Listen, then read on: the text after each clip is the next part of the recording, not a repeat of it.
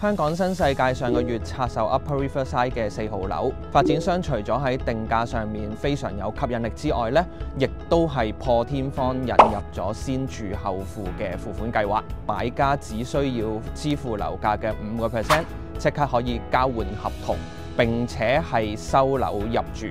另外5%咧，買家係分12個月按月支付俾開發商，樓價嘅90%咧就喺1年之後支付俾開發商，然之後將物業成交。類似嘅付款方式啦，香港間唔中都會見到㗎啦。不過英國嚟講都算係第一次。呢種付款方式尤其適合一啲有需要立即入住，但資金未能夠咁快到位嘅買家。亦都方便換樓買家可以喺舊樓物業賣出之前就可以搬入新嘅居所，節省換樓期間嘅租金支出。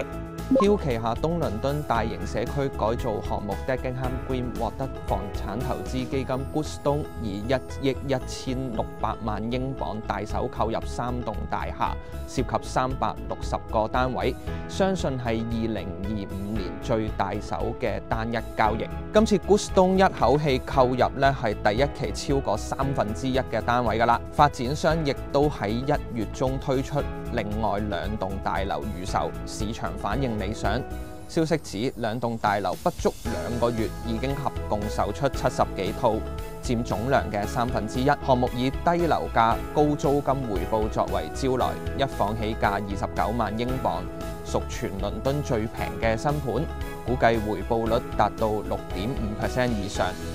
項目旁邊係 C2C 快軌鐵路站，21分鐘可以直達倫敦老金融城。轉睇二手消息，今日會帶大家去到出名環境優美嘅 Kingston， 係一個喺區內目前為止算係最高端嘅住宅項目 Royal Exchange Kingston 嘅一個1房2手放盤，業主叫價57萬英鎊。呢個1房單位面積大約50平方米，處於頂層，連一個14.4平方米嘅大平台。物業於2023年落成，單位內部嘅狀況呢，同交樓嘅時候係冇太大嘅分別㗎。廚房、廁所亦都非常之乾淨企理。目前單位係出租緊，租金係2500英鎊一個月，回報率超過5厘。Kingston 呢係屬於傳統嘅白人中產區域。社區發展成熟，樓盤行5分鐘左右呢，就到高街、大型購物中心同埋 Kingston 嘅火車站。有興趣嘅朋友就記得聯絡世嘉團隊索取進一步嘅資料啦。今日傾到呢度先，下個月繼續有每月英國樓市報告。多謝。